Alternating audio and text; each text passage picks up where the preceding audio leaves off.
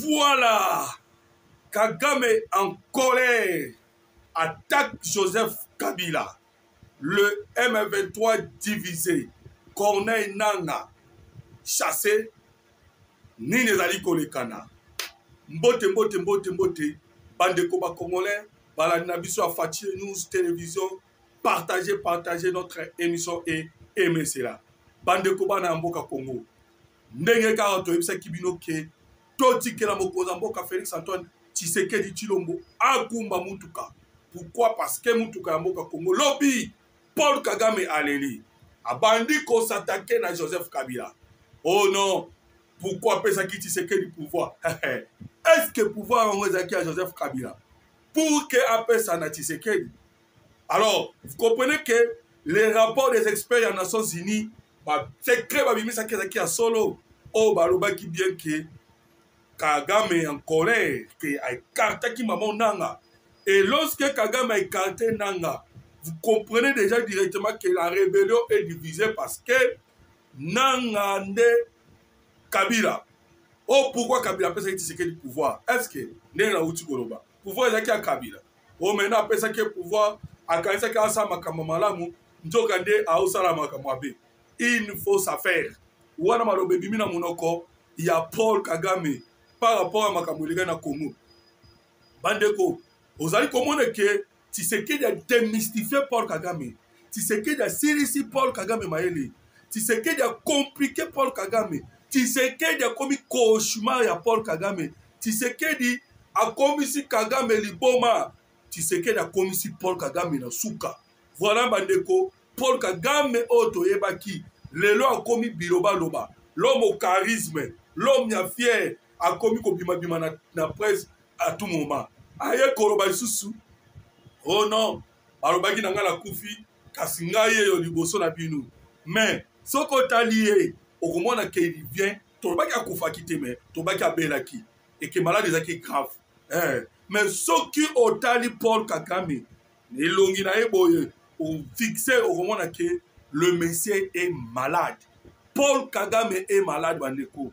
Voilà, namkatia maladie na ye bandeko, ndebo moni a komi koyo kobima na presse pe kolela. Bandeko, Kagame andimi ko appliquer accord. Je vous l'ai dit, yoka langage Paul Kagame a dit non, nous de notre part, nous allons respecter cet accord. Mais nous doutons na bango parce que l'histoire nous renseigne que bango va appliquer l'accord. Kagame andimi ko appliquer l'accord. Et andimi ko appliquer l'accord pour ani. Parce que yoki que maloba ya Donald Trump. Et lui-même il a témoigné. Abi Donald Trump a une politique, a une bloc misatu. A un système, la diplomatie, la politique, l'économie et la sécurité. Et il se tient à cela. Yemoko Kagame andimi qui a appliqué comme à douter de Tshisekedi. Oh non, il faut mettre encore en pratique. Pourquoi il est tenté de douter de Tshisekedi Bandeko? Pourquoi? Parce que ayebike biso peut mettre en application encore mais tokotonga ba izini. Là nous répondons à Bandeko bazali ko douter sur makambo encore. Nous allons construire les usines. Bandeko, c'est notre pays.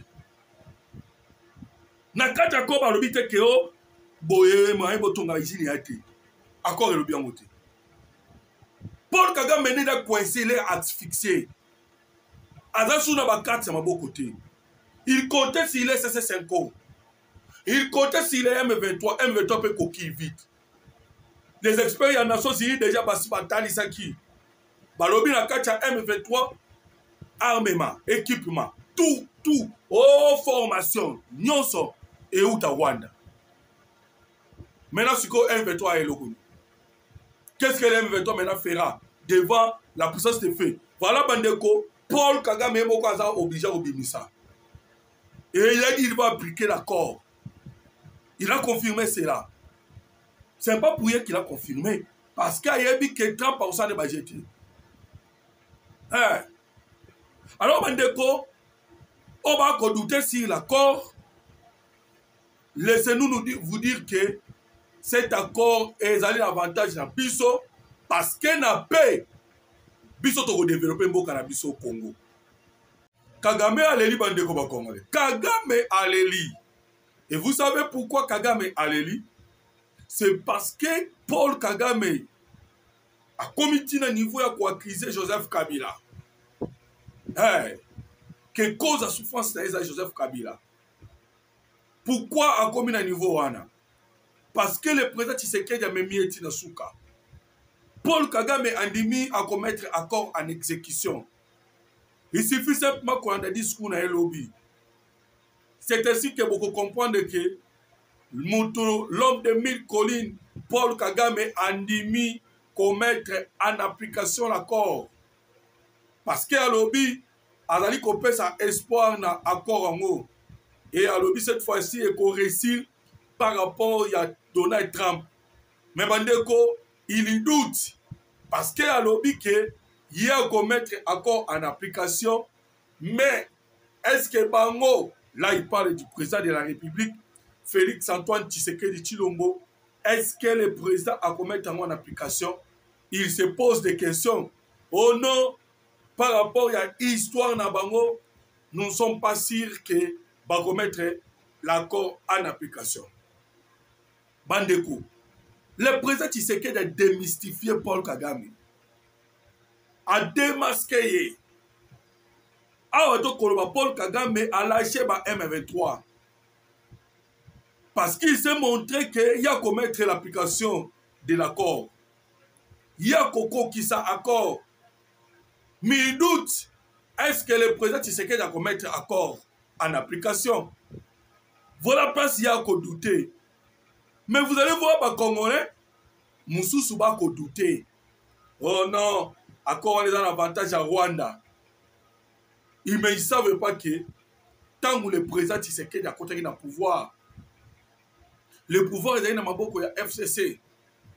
Qu'est-ce qui a fait qu'aujourd'hui le FCC se retrouve dans la rébellion? Et c'est ce que Paul Kagame est en train de douter. Bandeko, c'est Tshisekedi qui est en train de conduire. Yemoko yebinenga ko conduire. Alors les déclarations vous allez koyoka de partout. Oh koyoka bandeko non. L'accord est un avantage à Rwanda. Paul Kagame lui-même il ne sent pas qu'il y a un avantage na il. Il ne sent pas cela. A accepté qu'on mette en application parce que il a senti la pression des Américains. Irréversible. Lui-même, il sait qu'Indila est irréversible. C'est ainsi qu'il est d'accord pour l'application accord. Paul Kagame a commis un point à Andima commettre en application l'accord. Bandeko, ils allaient pas battre. Paul Kagame, il sait qu'en ce moment,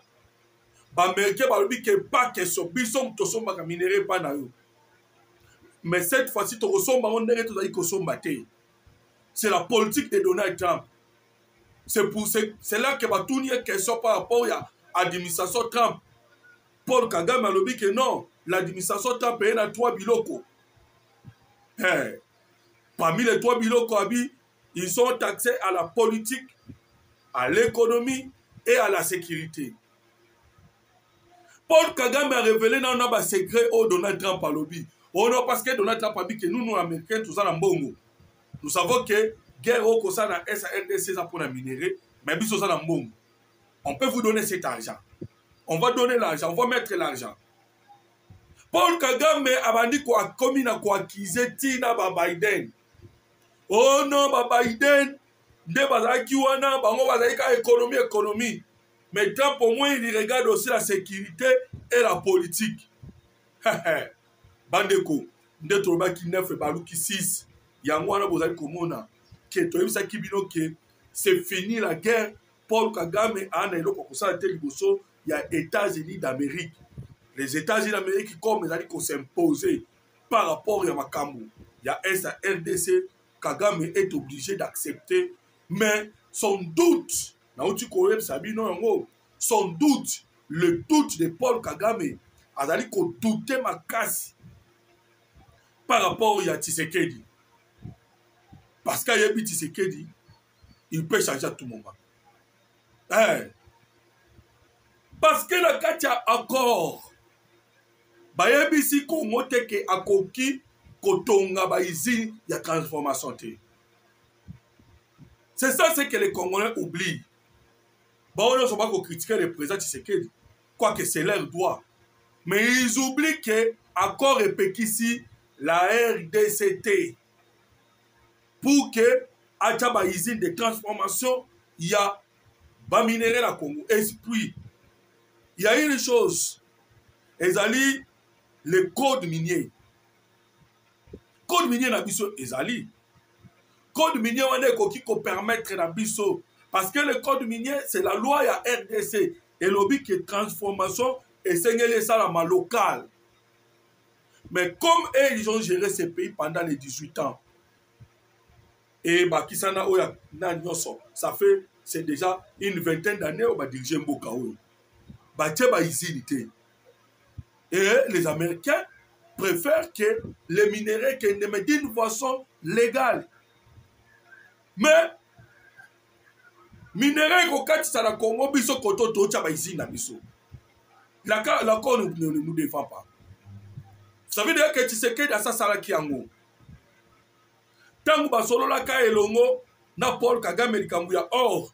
Oyo mona ba yi Congolais bele ba kuma yo sa makelele. Mais a solo li or e katisa Rwanda Uganda. Yemo ayo kotonga usine ya transformation primaire à gold avec Bakatari. Allez la sine qui va okuta primaire à gold des alliés. Alors vous comprenez que le président a des joies qui. Et c'est ce qui va se faire. Tout sololi, mais nous allons mettre nos usines de transformation. Tokotia usine.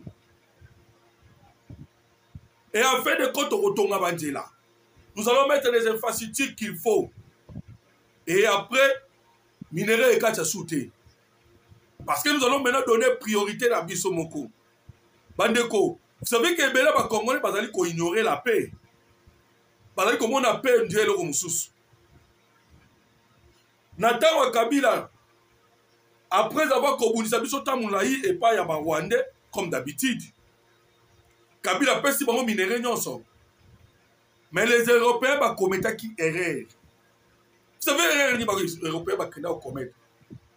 Les Européens vont commettre qui sa maman Congolais. Ndenge nini balonaka café na cacao mais na un bout de temps mukeka boy juste 4 ans oyo bapesa na cacao na café bandeko la RDC comme moko parmi les producteurs mondiaux ya cacao et café et bon mon kilo bien wate mamoko ba européens ensemble nous allons sanctionner la RDC à cause de Kokata Nzete. Va sanctionner cacao, na café à RDC et côté Europe. Vous savez pourquoi ils ont fait ça?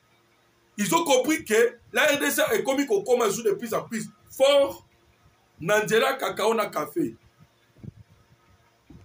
Là, c'était à l'époque de Joseph Kabila. Et aujourd'hui, tellement le pays est en insécurité, bande de Congolais, Okoyoka Rwanda, visite Rwanda. Visite Rwanda, bah, qui met la café à Congo, bah, qui est à Bolobo à Congo. Mais dans la paix, tant que paix, Kouzonga. Touriste, Koya, Bagoya, Goma. Et Goma, depuis longtemps, c'est une ville touristique, plus que même le Rwanda. Voilà, vous comprenez que, n'a pas gagné Belé. Nous allons construire les usines. D'ailleurs, on a des minéraux, on a besoin de l'autre côté.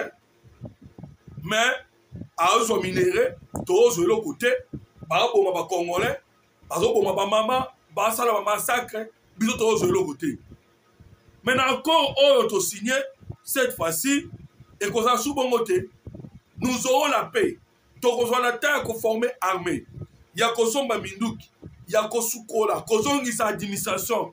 Donc, dans ce pays, dans la paix, et qu'on peut s'abisso, Makamwe Bele, et qu'on permettre à biso, tout comme on a évolué encore beaucoup plus. Hein? Mais les gens ne comprennent pas la politique de Tshisekedi.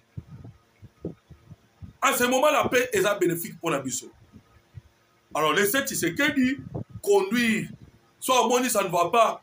Nous allons régner ces accords. Avec Donald Trump, qui vous dit ça? Le Congo est souverain. Le Congo n'a pas peur des Américains. Vous pensez que les Américains de Bazawana, ils vont tout nous dicter à cause de leur puissance? Mais cette puissance-là, il faut pas s'en servir les normes, non? Voilà la puissance d'abord par vous interdire, puis surtout, les usines. Et si nous mettons nos usines et qu'on bloque, on va transformer Awa. C'est pas pour eux qui Paul Kagame à l'Eli pour écarter Joseph Kabila. Abi Kabila a commis l'erreur. Bandeko, tant Paul Kagame a dit que non, ils ont qui pouvoir. Batounier 2023, mais 2023, ils ont qu'à continuité. Bon, mais en 2018, Babenga qui est dans le bureau, Babé si pouvoir. Kabila pensait faire une bonne affaire. Alors vous comprenez que Kagame a compris que Kabila ça qui bonne affaire, que à ça qui fausse affaire, il y a cause au pouvoir qu'on peut s'en Tshisekedi, c'était une fausse affaire. Et il y a Yeba Kiamunde. C'est-à-dire ils étaient ensemble. En quelque sorte, Paul Kagame plairait. Ah oui, mais non, c'est monsieur venu troubler les choses. Tshisekedi a un cauchemar, il y a Paul Kagame. Tshisekedi Nemutu, le lo et Kagame à l'élite. Tshisekedi a démystifié l'homme à la puissance. Moutou bazaki kokumisa pan-africain. Moutou boy. Aujourd'hui, Tshisekedi a démystifié. À rendre inutile. Et vous pouvez simplement voir Paul Kagame tant qu'on communique. Bandeko, Paul Kagame Mbaramoko, mon image, il y a un homme affaibli, un homme malade, complètement malade. Alors, Bandeko, nous devons faire confiance à Tshisekedi. Façon, on a dit combien Mama Kamou. Et ça, un avantage à Congo. Bon, bah, comme un avantage à Rwanda, mais pas observer, Batala. Je sais qu'il y a une intégration économique. Mais bah, on a dit que tu as un mixage dans le passage. Bah, alors, lorsque maintenant le Congo, il y a récupérer parce que les accords de Doha, ils allaient écarter, ils allaient, et comme il m'a PDD-RCS, programme de démobilisation, de désarmement et de réinsertion sociale. C'est ça le Qatar. C'est ça Doha. Ma soeur Doha déjà bongo. Bandeko Congolais, c'est ça la chose la plus importante au but de gagner. C'est l'intégrité territoriale, la souveraineté. Batubazali comme on a les premiers des articles on a été.